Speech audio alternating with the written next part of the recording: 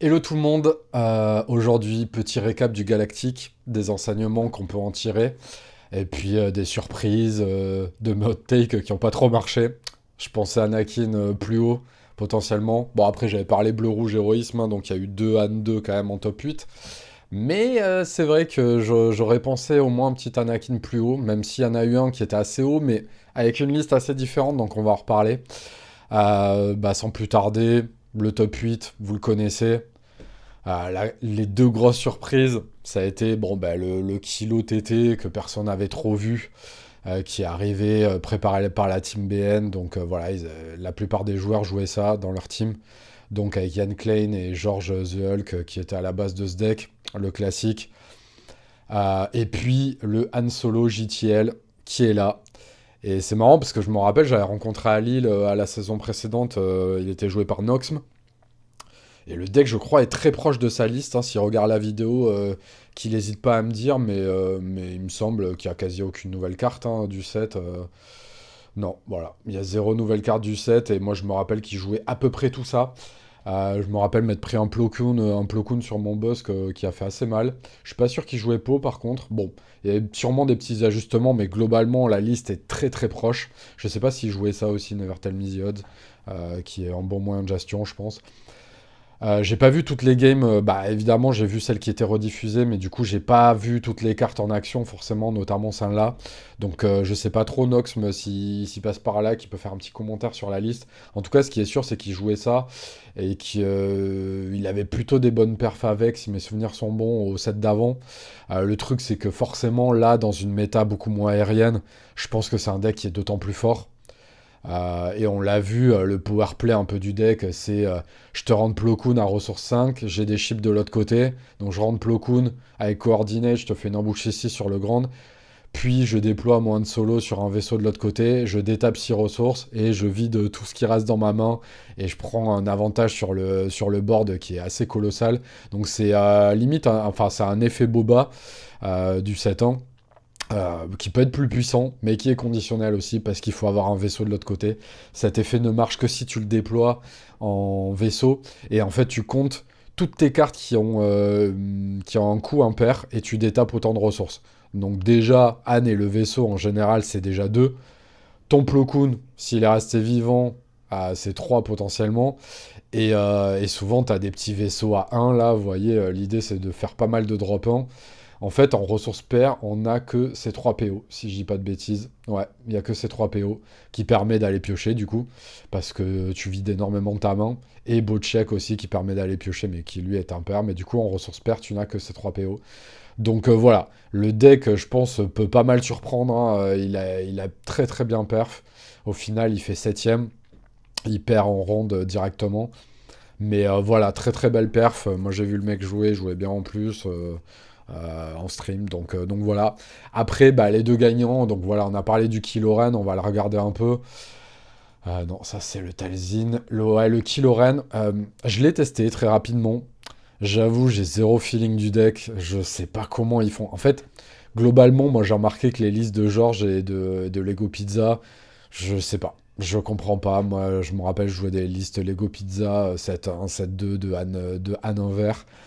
Je les sentais pas les listes. Bah là, c'est pareil. Sur le papier, je trouve ça cool à jouer. Ça marche très bien contre certains types de decks. Mais là, on va en reparler un peu. Mais attendez-vous à un meta shift quand même un petit peu. C'est que là, en fait, il y a eu tellement de Han 2 bleus. Et c'était tellement attendu. Et du coup, ça a tellement répondu à cette attente qu'il y avait les teams qui avaient prévu des decks pour counter Han 2 bleu. Mais en fait, il y avait assez peu de counter à ces listes counter des Han 2 bleu. Typiquement, pour moi, Kilo ICL est une super liste counter à tout ça. Ou Kilo DV d'ailleurs. Et il y en avait finalement assez peu en proportion ou même tout deck control. Hein, là, typiquement, ça, la réponse de la team BN à comment tu bats contrôle avec ça, c'est Admiral Moti en combinaison avec le 6 Holocron. Donc en gros, le 6 holocron, tu le mets, tu prends 2 dégâts sur une unité ennemie et tu prends plus 2 d'attaque. Donc ça tape à 3 pour un truc à 1, c'est assez fort. Et du coup, tu mets les 2 dégâts sur Amiral Moti et tu détapes ton Killoran et tu retapes avec ton Killoran derrière. Donc en gros, tu vas mettre énormément de dégâts parce que rien que Killoran plus un upgrade à 1, t'es déjà à 8 dégâts. Donc tu rajoutes un Constructed Lightsaber et un Fallen, imaginons, 3 plus 3 plus 1, donc tu as 7 au déploy de kilo, et tu tapes déjà à 3 plus 4 avec le raid 2, donc tu as 7, plus 3, on vient de dire, à 10, donc tu tapes à 15, et tu détapes ton Amiral Moti, tu tapes à 30. Donc en fait, tu peux one-shotter l'adversaire. En fait, l'idée de ce que j'ai compris contre Control, c'est que t'attends qu'il ait commit ses ressources sur un gros tour, un Snoke, un Avenger, n'importe, un Super Laser Blast, n'importe. Et du coup, tu fais cette combo, tu mets le Amiral Moti. Ah oui, du coup, tu serais pas exactement. Parce que l'Amiral Moti coûte déjà 2, donc t'as 3. Donc tu serais plutôt. Ouais, bah si, sur des ressources avancées, tu peux assez facilement faire 3 plus 3 plus 1 plus 2 à 9 ressources. Je pense que c'est largement faisable parce que du coup, tu le fais pas forcément à 7. T'attends vraiment que l'autre joueur ait commit. Imaginons soit un 9 ressources, 9 ressources. Du coup, t'arrives à poser tes 3 de la défausse, ton Amiral Moti et tu fais 15 x 2, 30. Sauf que ça, c'est un adversaire non prévenu, évidemment. Maintenant, tout le monde est au courant du deck, tout le monde connaît la combo. Honnêtement, là, dans la méta qui vient, je vois pas comment ce deck va tenir contrôle. D'autant plus que le deck qui a gagné, c'est Mother Talzin de béton, euh, qui est un deck qui, de base, a plutôt du mal contre contrôle. La version de base, on va dire, a du mal contre contrôle. Et celle-là est assez intéressante parce que, bah, du coup, elle target Han 2 et les decks force à fond, parce que ça joue Purge. Purge Trooper, par exemple. J'ai jamais vu cette carte jouer en dehors du scellé. Et puis surtout, il joue Krennic. Pourquoi? Parce que il y a beaucoup de petits when defeated en two cost il peut du coup swarmer. Genre T2, tu peux mettre directeur Krennic et Nighty Star Warrior ou Caris ou Acolyte Beyond. Donc du coup, l'idée avec ce deck, c'est de swarm. Il est dans une optique vraiment plus aggro, on le voit avec le Arm to the Teeth et le Hotshot Blaster, qui permet de jouer de sa smuggle, de ses ressources, et pour aller pusher des dégâts que tu n'arriverais pas à pusher de base avec la version. Et il y a un petit The Sun aussi en x2 qui permet de mettre plus 2 sur ses unités, qui marche très bien avec la stratégie Swarm. Donc voilà, il est dans une optique assez différente. Le Ki-Adi-Mundi qui a fait des merveilles dans le deck aussi, je l'ai vu en stream. Le nombre de fois qu'il a réussi à piocher les 2 cartes, c'est assez hallucinant parce que le Coordinate, t'arrives à l'activer assez facilement du coup avec cette stratégie de Swarm. Donc tous ces éléments font que je trouve que c'est une version beaucoup plus solide et surprenante que la version de base. Non pas que la version de base soit pas solide, mais elle a des grosses faiblesses, notamment contrôle. Et là, du coup, contre contrôle, vous voyez, le side, il target totalement contrôle. Hein. On a 3 Shams, 2 Ki-Adi-Mundi of Color pour aller piocher des cartes, 2 Crate, un Dévastateur en plus, sachant qu'il y en a déjà 2 pour aller mettre du dégât direct base, et un Planetary Bombardment. Donc voilà, la faiblesse du deck, elle a été clairement identifiée. Est-ce que ça peut tenir quand même malgré ce side si tu rencontres beaucoup de contrôle? Je sais pas. Là, on voit, on va prendre le lien mêlé, où il est. On voit dans son parcours, il n'a rencontré qu'un hidden control, un gros contrôle quand même, mais il n'a pas rencontré de Killoran contrôle. Donc, comment ça tient contre ça? Dur à dire. Et puis là, on en a rencontré qu'un qui l'a battu 2-1. Je pense très honnêtement qu'il perd la première. Et potentiellement, il arrive à surprendre sur les 2 d'après. Est-ce que ça suffit? C'est dur à dire. C'est dur à dire parce que c'est vrai que la méta du week-end, et on le voit là dans les résultats du top 8, elle a brillé par son absence de bleu-vert Villeni et donc de Vador Iciel, qui est vraiment un très très gros counter à quasi tous les decks qu'on voit là, sauf peut-être un 2. Mais clairement, ça, oui, c'est horrible Vador Iciel contre ça, c'est horrible, c'est pas ouf contre ça. C'est dur à dire là, le kilo TT version agressif, c'est très compliqué, c'est clairement un métacall pour counter tous les decks force midrange. Ça marche bien contre Quinlan aussi a priori. Vador Iciel, c'est très bien contre Quinlan aussi. Donc comme j'ai dit, ça c'est plutôt 50-50 je dirais. Ça je sais pas. aucune idée. Je pense que c'est défavorable quand même contre tous ces decks très agressifs qui se forment beaucoup. Je pense que c'est très défavorable. Et c'est très défavorable contre Vador aussi. Mais en gros, les decks un peu mid-range counter force de Han 2, ils se font plutôt pas mal counter par kilo ICL ou kilo DV. Ou tous les decks contrôle, même Iden potentiellement. Donc voilà. Je trouve que c'est très dur à lire ces résultats parce que quand vous regardez le parcours, on remarque quand même que ces gens n'ont pas rencontré leur principal counter. Et là, dans ce cas-là, on voit Yann Klein, il a battu quoi? Bon, ben, il a battu une Kira Datavolt. Mais du coup, encore une fois, le deck n'était pas connu. Donc c'est beaucoup plus facile de surprendre avec un deck complètement pas connu comme ça. Dans leur test, je pense qu'ils avaient vu... de toute façon, ils ont mis Moti principalement pour ça. Donc ils avaient vu ce truc-là. C'est dur de lire ce genre de résultats, vraiment c'est très très dur, ils ont tous fait une performance de ouf, parce que ok, tu vois la liste, mais c'est dur quand même de counter parce que t'as pas joué contre en fait. Typiquement la combo Admiral Moti, si Holocron et tout, c'est le genre de truc qu'on t'a pas joué contre, je trouve que c'est très dur à anticiper. À voir si le deck s'installe. Moi j'avoue, j'ai un peu du mal à le voir s'installer pour deux raisons. Donc la première que je viens de dire, et la deuxième qui est que pour avoir un peu testé le deck, je trouve que le deck est vraiment, au-delà de skill intensive, il est playstyle très bizarre en fait. Il a un playstyle vraiment très très bizarre auquel il faut adhérer, je veux dire. À voir. C'est une liste vraiment très intéressante. Moi honnêtement, j'ai du mal à la voir se populariser réellement au-delà de ce tournoi. Peut-être que je vais me tromper, mais moi j'ai du mal à la voir se populariser après ce tournoi, donc on va voir.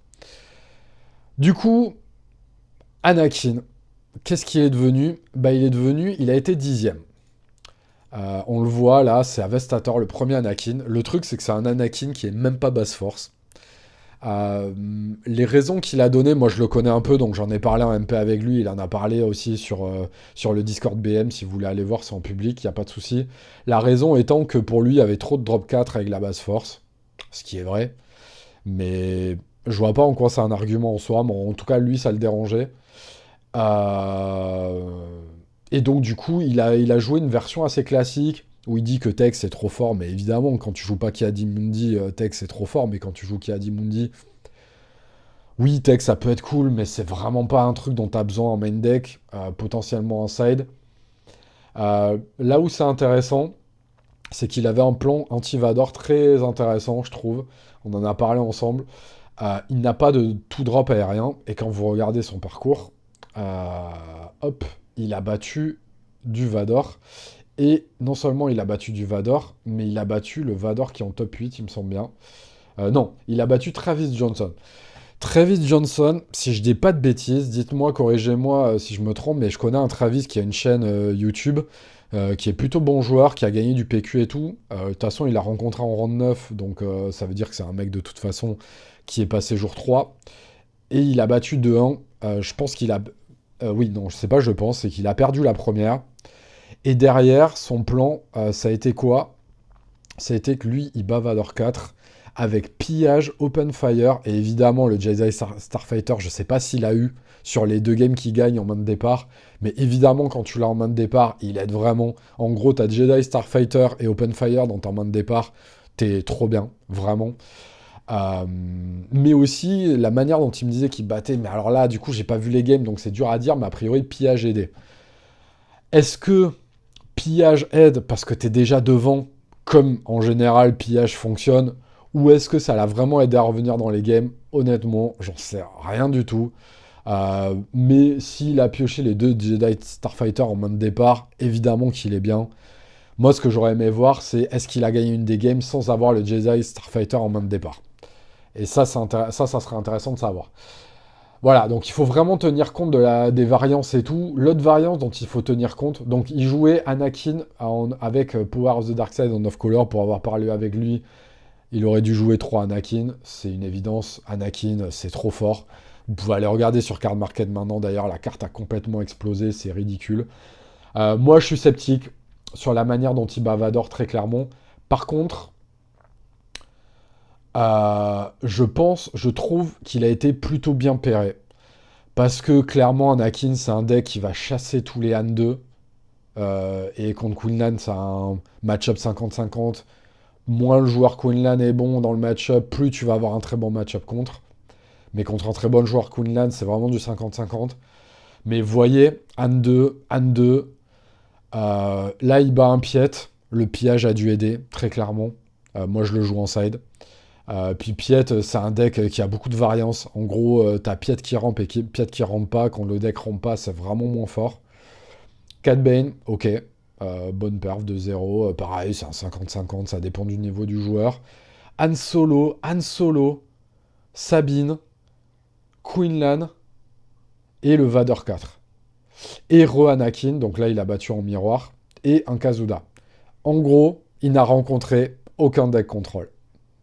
Et aucun deck Vader ICL. Donc là, voilà. Il faut aucune dinguerie dont on va parler après, parce qu'on va parler d'un autre Anakin. Mais en gros, voilà, c'est un tournoi, il y a les pairings qui comptent. Moi, je pense qu'il est meilleur Anakin parce qu'il a très bon joueur, hein, je remets pas en question. Mais regardez les pairings, quoi. Il n'y a aucun match-up vraiment dur qu'il a rencontré, en fait, là. Donc voilà, ça aide dans une journée, il faut. Il perd quand même contre un Han Solo, hein, vous voyez. Il perd quand même contre un Han Solo, et il perd contre le Cad Bane. Ah oui, je dis de la merde, en plus je dis Cad Bane 2-0, mais en fait il le perd, le Cad Bane. Donc voilà. En fait, là où je relativiserai le résultat, c'est qu'il fait 9-2, mais qu'il a rencontré aucun match-up très compliqué. Cad Bane, c'est dur, mais c'est un match-up qui se joue, en fait. C'est un match-up, pour moi, vraiment 50-50, quoi. Par contre, vous prenez... Donc là, on revient à moi, à celui que je pensais qui allait vraiment bien perf avec Anakin, qui est Di-Ife. Et Di-Ife, regardez ses pairings. Première game de la journée, il a pair. Ça, je crois que ça lui arrive pas souvent, mais il a perd contre quoi? Contre un Yoda Datavolt. Les gars, Yoda Datavolt, ouais, c'est un match-up horrible en fait. Match-up complètement horrible parce que ça grind à l'infini. Et Yoda, de manière générale, c'est pas un bon match-up pour Anakin parce que c'est un leader qui est plus fort en fait. Tout simplement, qui a un plus gros impact. Qui, quand il va sortir du board, c'est un peu un mini Palpatine en fait. Quand il va sortir du board, il va te killer une unité à 6 ou à 7. C'est horrible. Et il a les moyens de temporiser sa sortie. Parce que t'es pas un deck aggro, en fait. Et Yoda, là où ça a du mal, c'est contre les decks aggro. Donc, probablement que derrière, il a dû se faire sortir par du Vader 4, de l'aggro. Mais voilà. Du coup, première journée, tu tombes contre un match-up qui est vraiment horrible. Et il prend son 2-0 sec, quoi. Donc, dur. Derrière, bah, Han Solo, Talzin, Anakin en miroir, Anakin, Sabine, Han Solo. Donc là, du coup, il se retrouve dans une boucle plutôt favorable. Il perd quand même contre une Sabine là, parce que bah, ça reste Sabine, hein, le match-up est pas évident. Et puis on va voir sa liste, peut-être qu'il y a des trucs peut-être différents à faire, quoi. Mais voilà, Talzin, c'est un match-up vraiment pas évident. Il en prend deux, il prend T85 Challenge, qui est un excellent joueur de la Team Enigma. Très très bon joueur. Donc, et je crois que c'est la liste Enigma. Donc il fait 2-1 et tout. On a l'impression quand on voit qu'il fait 43ème, qu'il fait un mauvais tournoi. Mais en vrai, quand on regarde les pairings, tu te dis, il fait pas spécialement un mauvais tournoi. Même là, il gagne contre un mec qui s'appelle Sini, qui est 41ème derrière. Donc il bat des bons joueurs, quoi. Il perd contre le Sabine, du coup. Ok, 2-1, donc match serré. Et là, en fait, où il sort du tournoi, c'est ici. C'est que, regardez sur quoi il tombe, quoi. Il tombe contre un Palpatine jaune. Personne s'attendait à avoir du Palpatine jaune. Ce Palpatine jaune finit dans les 12 premiers. On va y revenir sur sa liste parce que c'est hyper intéressant. Personne s'attendait à voir ça, donc il prend 2-0 dur. Très dur match-up, Palpatine jaune, surtout quand vous allez regarder la liste du Palpa jaune en question. Waouh, très dur, vraiment très dur. Et derrière, il prend un Killoren Datavolt où il fait un partout draw. Donc je sais pas comment la game s'est déroulée, mais pareil, là, très, très compliqué. Des Killoren Datavolt à ce stade du tournoi, vous remarquerez qu'il y en a vraiment, vraiment plus beaucoup. Donc voilà. Moi, je pense pas qu'il ait fait un mauvais tournoi. Je pense qu'il a eu des pairings très compliqués. À discuter avec lui, peut-être que pas tant que ça, mais moi, là, de ce que je vois comme ça, il a jamais été en stream, mais de ce que je vois là, bah déjà, là, typiquement, la première game, elle te met vraiment la tête mal direct de commencer ton tournoi par ça, c'est vraiment dur. Et moi, je me dis, il fait quand même un bon tournoi, parce que regardez derrière la série de wins qu'il fait, il se démobilise pas, quoi. Donc voilà. Du coup, est-ce que c'est vraiment lisible les résultats d'Anakin? Moi, je trouve ça dur à dire, en fait. Là aussi, je trouve que c'est des résultats un petit peu à relativiser, très compliqué à dire. Du coup, derrière, on a quoi? Donc, le Anakin ici. On a un Talzin jaune. Donc là, on va quand même en parler un petit peu. Personne n'en a parlé. Ce Talzin jaune est intéressant. Moi, j'avais un peu testé Talzin jaune. J'avais testé, je crois que c'était Torque via une liste de béton. Il en avait parlé. Cette liste est un peu plus, elle est un peu différente, mais il y a un peu les mêmes bases. Je kiffe vraiment le feeling du deck. Problème qu'on identifie direct quand on voit la liste et quand on la teste, c'est comment tu bats contrôle avec ça. Donc en side, il a des Lurking Tie. Et il a le nouveau choose, non, comment il s'appelle? Change of Heart, avec ça qui coûte en 2 mois mais qui utilise la force. Mais regardez ses pairings. C'est là aussi où tu vois qu'un bon tournoi passe aussi par un bon pairing. Il a rencontré 2 decks contrôle. Et 2 decks contrôle, il prend 2-0. Donc un kilo ICL et un kilo Datavolt. Et par contre, là où c'est incroyable, c'est qu'il gagne tout le reste en fait. Il gagne à... Attends, qu'est-ce qu'il perd? Ouais, non, il gagne absolument tout le reste. Perf incroyable quand même. Donc le deck est vraiment très fort contre tous les midrange. Donc Han Solo, Mother Talzin, mais rouge. Han Solo, ça c'est le vert, je crois, Starlight Temple. Donc celui-là 2-1, donc plus dur a priori. Rohan Solo, Kazuda, Mother Talzin, Sabine, Boba. Donc a priori, et c'est vrai que quand j'avais testé le deck, j'avais un bon feeling avec, mais c'est bon contre tout, potentiellement. Je sais pas Cat Bane par contre, mais contrôle, ça se fait laver. Il prend des 2-0 secs. Alors après, peut-être avoir le side, peut-être à mettre un side plus heavy contre contrôle, comme ce qu'a fait Béton. Est-ce que ça suffit? Je sais pas. Moi j'ai des doutes, honnêtement, quand tu vois la liste, tu te dis, ouais, c'est c'est une powerhouse mid-range.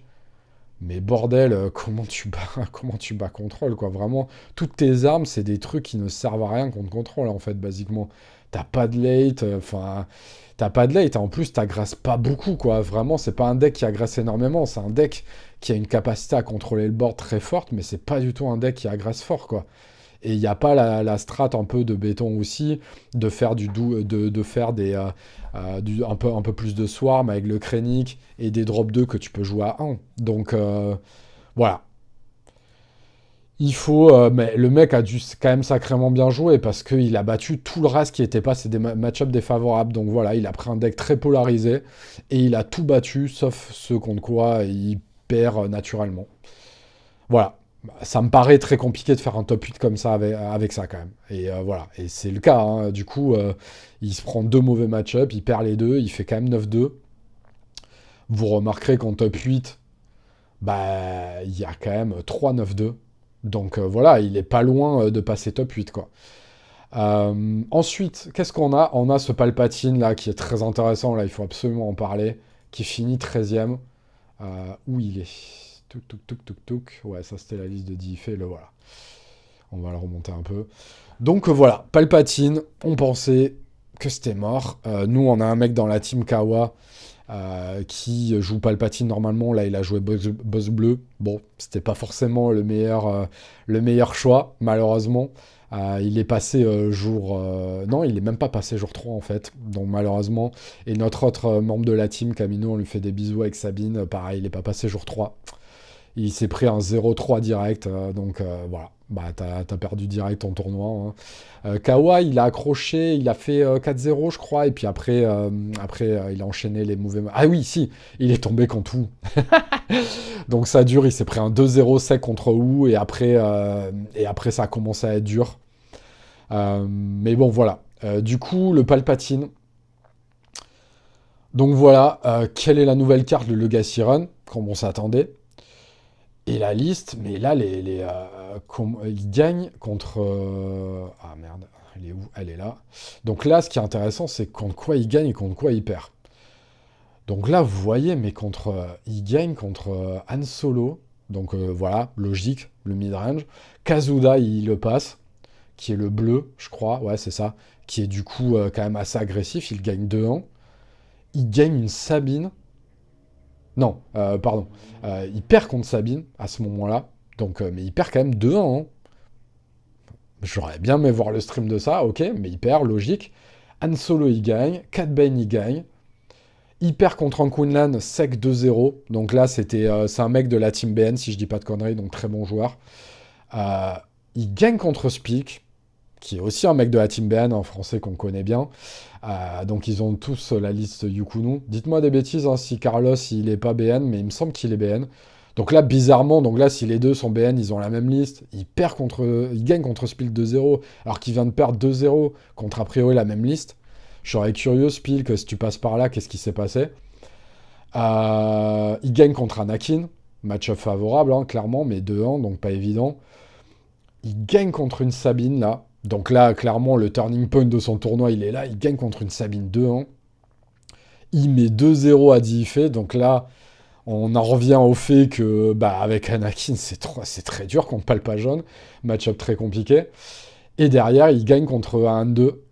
Donc ce contre quoi le deck est fait. Donc là, il y a à la fois plutôt du bon match-up, mais à la fois aussi, il se tape quand même deux Sabines, et il en gagne une des deux. Et il perd contre un Quinlan. Donc voilà, match-up compliqué du Palpa, moi je dirais que c'est Quinlan et Sabine de base, potentiellement Vador aussi. Et encore que Vador, je pense plus maintenant avec le Legacy Run. Le Legacy Run, c'est trop fort contre Vador, parce que tu le balances en aérien, il va mourir. Et derrière, tu fais 12 et tu fais tes 6 de dégâts. Enfin, tu le ping, tu fais 7 dégâts, bref, que tu répartis comme tu veux. Donc le Legacy Run, moi j'avais vu que c'était très fort dans Palpatine. Mais je sais pas, nous, dans nos deux joueurs Palpa jaune dans la team, ils l'avaient lâché. Ils avaient dit que c'était trop chaud. Voilà, je pense qu'ils se sont trompés, hein, clairement, quand on voit ça, ils sont clairement trompés, ils ont pas trouvé la bonne liste, clairement, mais le Legacy Run, ça fait le taf contre midrange, et a priori, ça a l'air de faire gagner des tafs, même, des games, même contre Sabine, quoi. Peut-être des Sabines non averties aussi, parce qu'encore une fois, c'est une nouvelle carte, mais voilà, incroyable perf, et Palpa n'est pas mort en fait. Et là, on va en revoir des Palpa, clairement. Attendez-vous à en revoir avec une perf pareille. Mec qui fait 9-2 au World avec un Palpa. Et quand tu vois surtout les pairings, ce qu'il bat et tout, tu te dis, ouais, le deck a un très bon potentiel.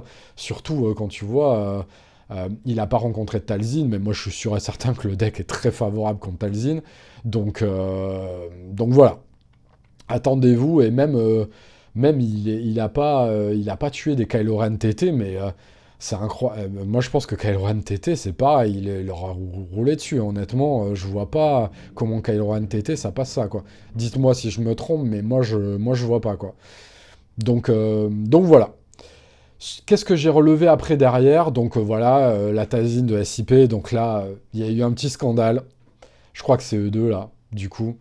Mais la Game 1, il y a eu des slopés de SIP absolument incroyables. J'ai calculé, il y a plusieurs tours où il met plus d'une minute 30 à réfléchir à son coup.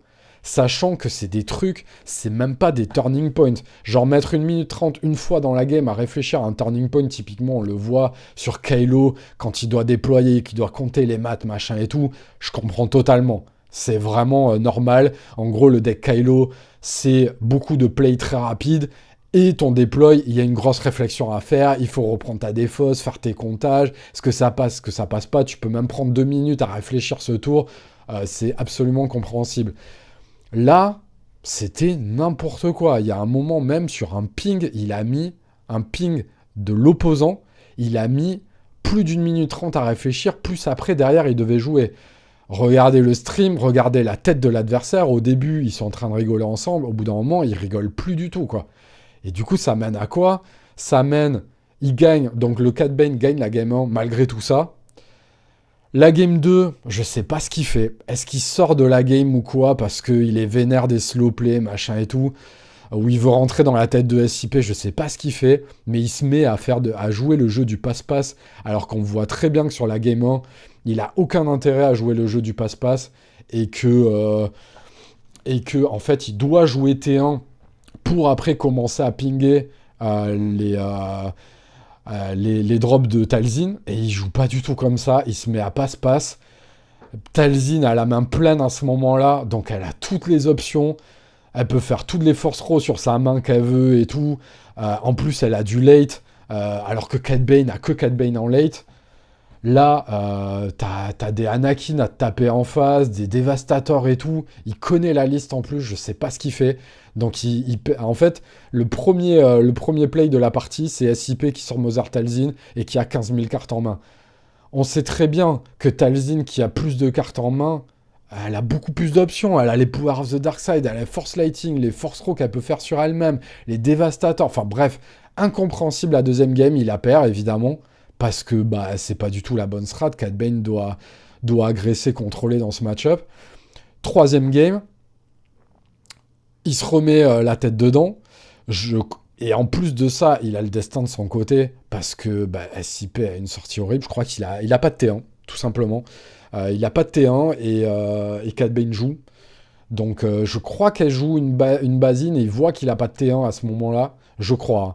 Ou il joue un T1 normal, je me rappelle plus, mais en tout cas SIP a une main horrible. Donc tu te dis, bon, ok, le karma a pas été de son côté, il va pas la prendre et tout. Et en fait, ils se mettent à jouer tellement vite. Alors je sais pas, il faudrait revoir les plays, dites-moi si vous avez revu la game. Mais ils se mettent à jouer tellement vite en fait que c'est bizarre. Et non seulement ils jouent hyper vite, mais le Cat Bane, ils sont dans une position où ils sont dominants, ils sont ultra en confiance. Et SIP en mode, vas-y, j'ai perdu, je joue super vite, de toute façon, j'ai perdu. Et il y a un turning point incroyable. Je crois que c'est au deploy Basine. Il y a un sabre laser Jedi qui remet trop bien Basine parce que l'autre a pas de quoi gérer et ça se met à pinguer tout son board, à gérer tout son board. Et en fait, avec rien que le leader, un sabre laser dessus, il revient totalement dans la game. La question est, est-ce que l'autre, par excès de confiance et en jouant vite, a mal géré le deploy Tazin et a mal anticipé le sabre qui pouvait venir?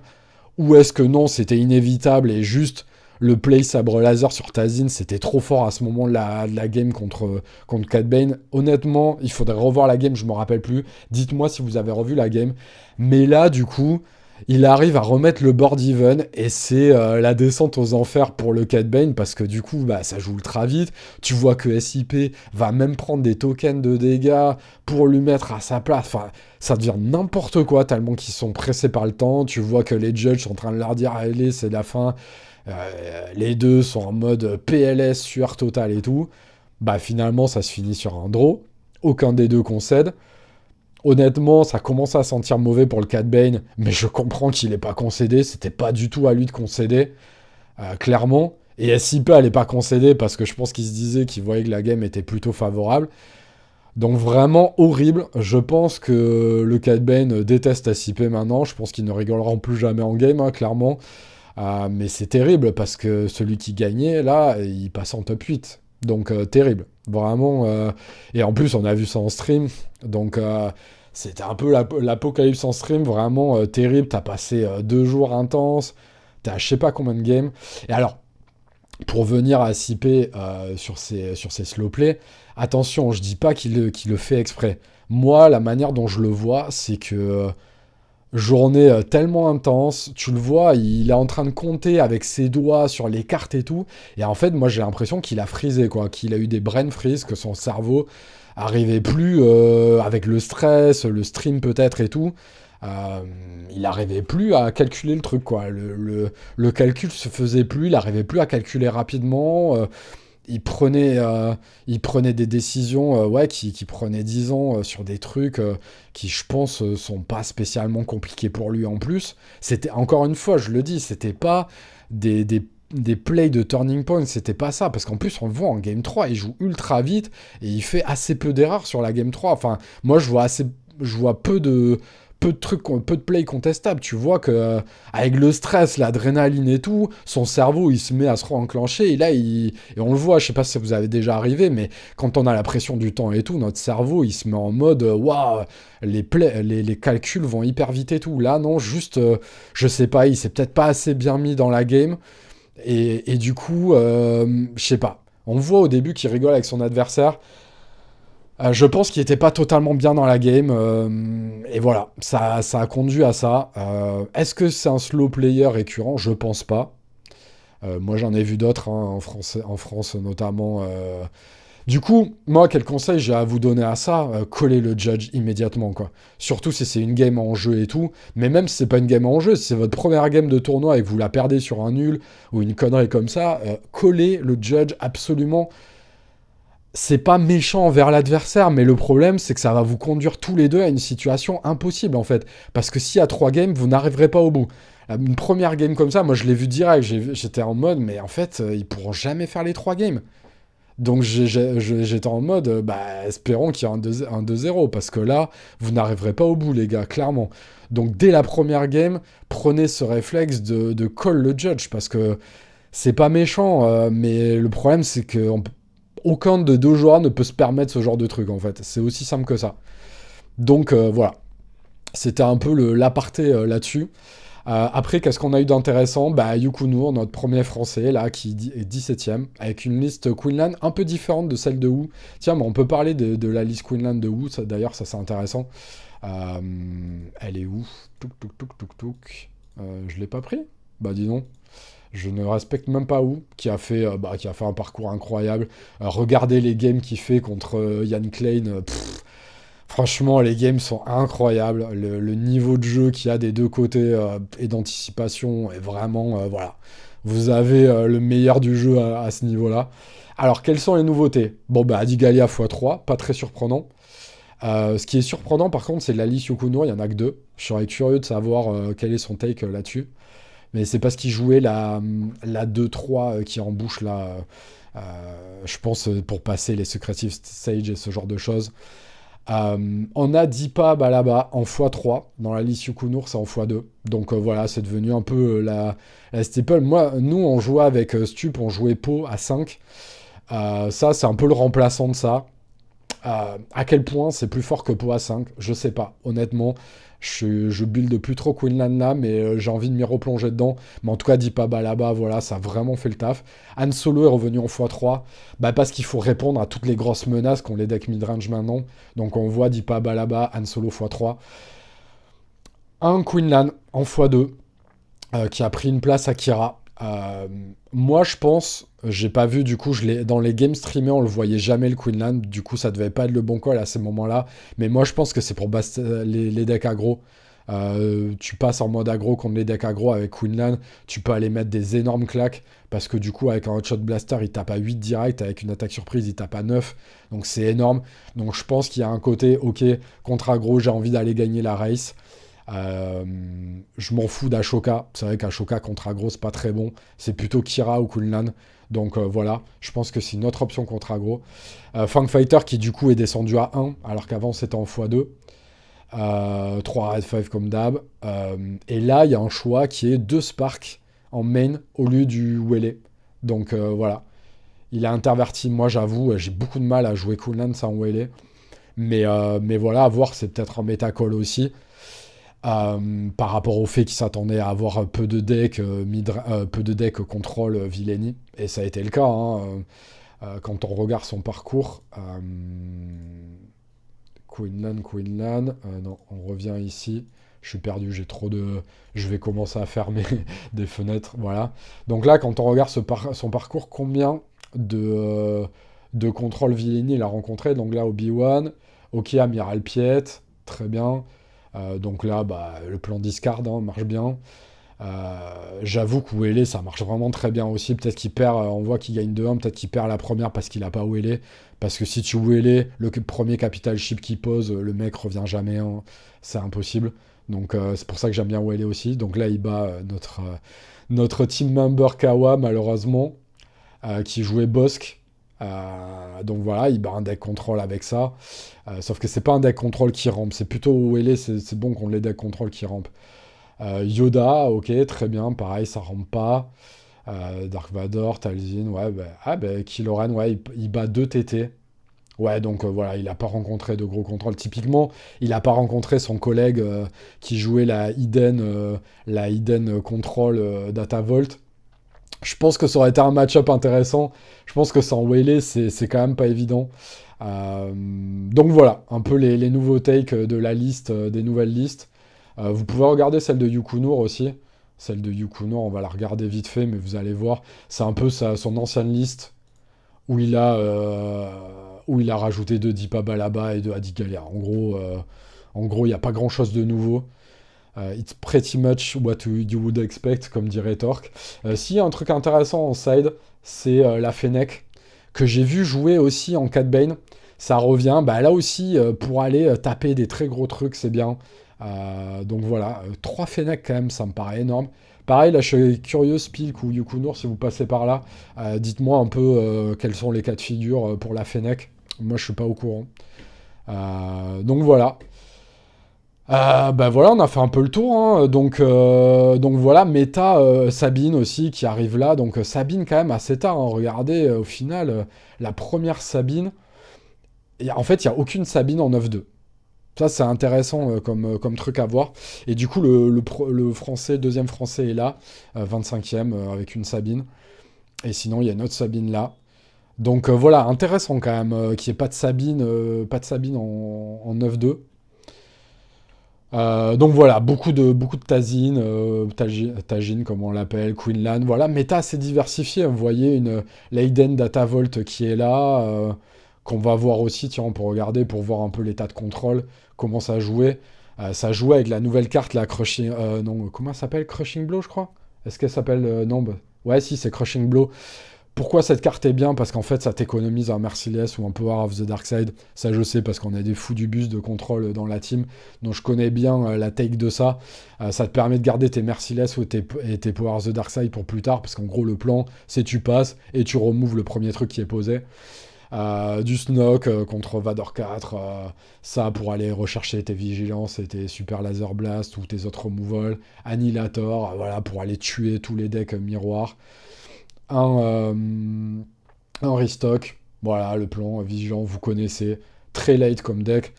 Ça, si ça top contre le Han qu'on a vu JTL en top 8, ça se fait exploser, hein, très clairement.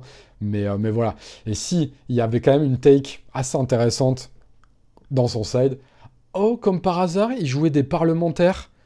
Mais dis donc, les gens qui sont en team, ils avaient connaissance du coup que le kilo TT, c'était un truc. C'est un peu moche ça quand même, hein, parce que du coup, bah, personne n'était au courant, mais lui, comme par hasard, était au courant du truc, quoi. Donc ça, qu'est-ce que ça fait? C'est une 2-2 pour 2, mais surtout, ça permet d'aller mélanger la défausse sous la défausse adverse. Et d'ailleurs, on voit que ça marche très bien contre le kilo TT, parce que la deuxième game, il a, et ça relance complètement la game, parce que le mec peut pas se déployer, en fait. Donc, est-ce que ça seul a suffi? Est-ce que ça seul fait gagner la game? Je suis pas sûr à 100%, mais clairement, ça le met ultra bien. Donc voilà, vous le savez, les deux techs contre le kilo TT aussi, c'est pour ça que je vois pas le kilo TT aller beaucoup plus loin que ce gros tournoi en termes de perf, parce que bah, ça, c'est un counter naturel, et t'as Restock aussi qui est counter naturel, parce que Restock, normalement, c'est utilisé pour ta discard à toi, mais tu peux le faire sur la discard adverse. Donc voilà. On a fait un tour un petit peu complet de tout ça. Donc dites-moi si vous avez vu d'autres trucs auxquels je serais passé à côté. Si j'avais vu un chancellor Palpatine aussi intéressant, mais qui n'était pas dans les 25 premiers, mais on l'a vu en stream. Très intéressant. Contre quoi il a perdu, je sais plus trop. On peut le regarder peut-être vite fait. Ouais, la vidéo qui s'arrête jamais. Non, je l'ai plus. Je l'ai fermé. Bon, en tout cas, le chancellor Palpatine était intéressant. Je crois qu'il fait un 8-3, si je dis pas de bêtises. En tout cas, il fait Day 3. J'avais vu sa game streamée vraiment très intéressante. Il joue en basse force, en fait. C'est ça qui était cool, je trouvais. Donc voilà. C'était un petit peu le gros récap du Galactique. Quelles sont les conclusions qu'on peut en tirer? Moi, je pense pas beaucoup. Enfin, oui, mid-range est un truc. Là où je dis pas beaucoup, enfin évidemment qu'on va en tirer beaucoup. On voit les decks un petit peu forts. On voit Talzin, c'est un vrai deck méta. Kilo, TT, moi je vous dis, je trouve ça difficile d'en tirer une conclusion. Les Han 2, il y en a quand même deux en top 8. Vador qui est toujours là. Euh, les decks pilotes qui ont toujours leur place. Je vais pas montrer aussi, mais il y a un Boba Data Vault. Donc ça, c'était prévu parce qu'évidemment, c'est très fort contre tous les decks mid-range. Force. Moi, je pense très honnêtement que Anakin n'a pas été au top de sa perf et qu'il peut remonter. Je pense aussi que Han de Verre a pas été très présent, mais il est là. Il y en avait un qui était dans le top 25, d'ailleurs, j'ai pas montré la liste. Je peux pas tout montrer, il y en a beaucoup trop. Mais j'ai montré un peu les tendances. Mais je pense qu'Anne de Verre est un peu sous-représenté. Euh, les decks contrôle aussi. Notamment Kilo ICL, Kilo DV. Je pense que ils ont clairement leur place. Si cette méta avec Talzin, Anne 2, Kilo TT s'installe. En fait, c'est ça le truc. C'est pour ça que je trouve ça dur de tirer des vraies conclusions. C'est que les decks contrôle ont un peu disparu parce que les mid-range value étaient là. Mais du coup, les gens ont ramené Talzin et Kilo TT et Quinlan pour contrer ces decks value. Mais si on commence à counter ces decks-là, ou que ces decks disparaissent, bah, les decks contrôle vont revenir. Donc, vous voyez un petit peu la boucle. Moi, très honnêtement, je pense, mon analyse, c'est que je pense qu'il y avait quand même une sous-représentation de Vador ICL de manière générale, de Vador en bouche de manière générale, qui a permis à euh, toutes ces Talzin de bien performer, et ces Kilo TT potentiellement aussi, sachant que Kilo TT, c'était aussi beaucoup la surprise. Il y avait une représentation énorme des N2. Je crois que Day 2, c'était 20%, un truc comme ça. Il y en avait vraiment énormément. Donc vous voyez, par exemple, quand on voit le parcours d'Avestator, plus de la moitié de ces pairings, c'était des N2. Donc voilà, il y en avait vraiment beaucoup. Moi, je pense que ça va redescendre, clairement. La hype N2 va redescendre. Ça ne veut pas dire qu'il n'y a plus à en avoir, mais il va y en avoir moins. Donc, à voir comment ça s'équilibre tout ça. Moi, je pense que la méta est vraiment pas finie, est vraiment pas calée, parce que pareil, Palpatine aussi, quand on voit le résultat du Palpatine jaune, sachant qu'il y en avait très très peu, bah du coup, il y a des gens qui vont reprendre Palpa jaune, et surtout en France, c'est sûr et certain. Donc voilà, je trouve qu'on est dans une situation assez bizarre pour les prochains PQ, où en vrai, on a une méta qui va bouger. Moi, j'en suis sûr. Enfin, qui va bouger, qui va rééquilibrer des archétypes. Et donc, du coup, c'est assez dur de savoir sur quoi on part à l'heure actuelle. Moi, je pense qu'Anakin, ça reste toujours fort. Quinlan aussi. Le reste, à voir. Talzin, comment elle peut évoluer là-dedans contre contrôle, ça va être une question intéressante. Mais je pense qu'elle a toujours sa place. Moi, Kilo TT, j'y crois pas. Je pense plutôt qu'on va voir les autres kilos émerger. J'ai vu un kilo jaune d'ailleurs qui était intéressant aussi à voir. Mais voilà, moi, Kilo TT, j'avoue, j'arrive pas trop à y croire. Par contre, tous les decks pilotes, Boba DV, le Han JTL et tout, je pense qu'ils ont toujours bien leur place. Et voilà. Un peu mes conclusions. Donc voilà, très honnêtement, on est un peu perdu pour les prochains PQ, je pense. C'est assez dur de vraiment totalement anticiper. Mais voilà, en tout cas, ces galactiques ont été super intéressants. Les streams, moi, ce que je regrette en tant que viewer, je regrette qu'il n'y avait pas 2 streams ou 3 en parallèle parce qu'ils avaient 2 tables filmées ou 3, je sais plus, mais au moins 2. Et malheureusement, ils mettaient la deuxième que quand la première était finie. Pourquoi pas faire 2 liens de stream en même temps? Je trouve ça très dommage. Ça fait que du coup, il y a plein de decks qu'on n'a pas pu vraiment suivre sur un tournoi, un World. Je trouve ça vraiment très dommage. Je sais pas comment ça se passe sur les autres TCG, l'Orcana Magic et tout. Mais je pense que vu que les moyens de toute façon étaient mis, ça coûtait quoi d'ouvrir au moins un deuxième lien de stream? Bah, les commentaires et tout. Ah, au pire, tu fais comme quand il y a des événements sportifs qui sont en parallèle, souvent tu as deux matchs qui sont commentés et le reste, il les diffuse sans commentaire. Bah, c'est pas grave en fait. C'est pas grave. Bah, justement, parlons des commentaires. Euh, je trouve que c'est des bons commentateurs, mais c'est pas des bons commentateurs de Star Wars. Ils connaissaient pas bien les lignes de play, ils connaissaient les cartes, mais ils faisaient commentaires de foot un peu où tu le dis les noms des joueurs, mais t'analyses pas vraiment les choses qui se passent. Moi, je trouve ça bien qu'il y en ait un des deux qui soit comme ça, mais que les deux soient comme ça. Je trouvais que souvent, c'était un peu... il y avait souvent deux commentateurs qui étaient un peu largués dans les lignes de play. Ça, je trouve ça un peu dommage.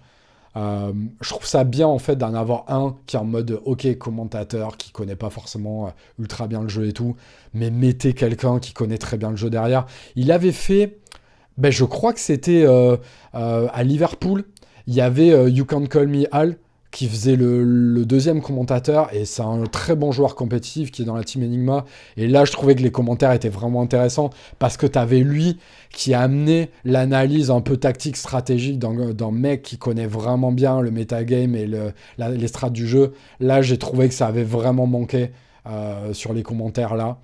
Donc c'est les deux gros reproches que je ferais en tant que non-viewer sur place.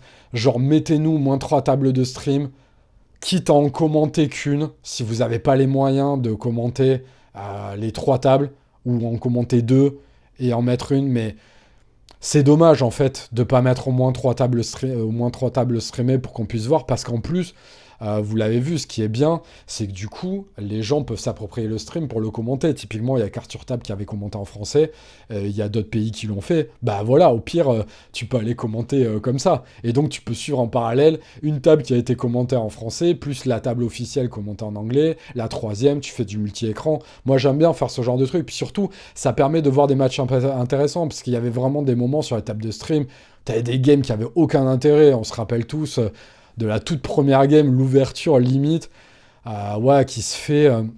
c'était quoi? C'était un Anakin qui jouait contre... Ah, contre quoi il jouait? Mais il avait perdu depuis 15 ans. Ben, c'était Eden, je crois. C'était Eden Datavolt. Ah, il avait perdu depuis 15 ans et puis il continue à jouer. Et puis on avait tous de la peine. On était en mode, mais mec, drop la game en fait. Pourquoi tu drops pas la game 1? Parce que là, du coup, t'auras perdu, t'auras même pas pu faire la game 2. Et c'est un peu ce qui s'est passé. Enfin, c'était fou, quoi. Et du coup, on avait envie tous de passer à autre chose, parce que la game était réglée depuis longtemps, le mec, ça voulait pas arrêter.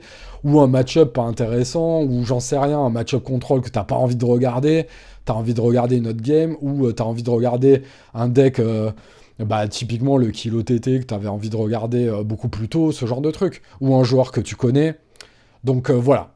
Un peu les deux gros reproches que je ferais sur l'orga général du stream. Et je sais que c'était relou pour les gens présents sur place, mais d'avoir les decklists visibles, c'était vraiment cool pour nous, du coup, j'avoue. Mais voilà. Du coup, bah, dites-moi ce que vous avez pensé de ce galactique et de cette méta, et je vous fais des gros bisous. Abonnez-vous, évidemment, j'oublie de le dire à chaque fois. Abonnez-vous, mettez le like, évidemment, il faut faire connaître la chaîne. Donc voilà, je vous fais des gros bisous, à bientôt. Ciao.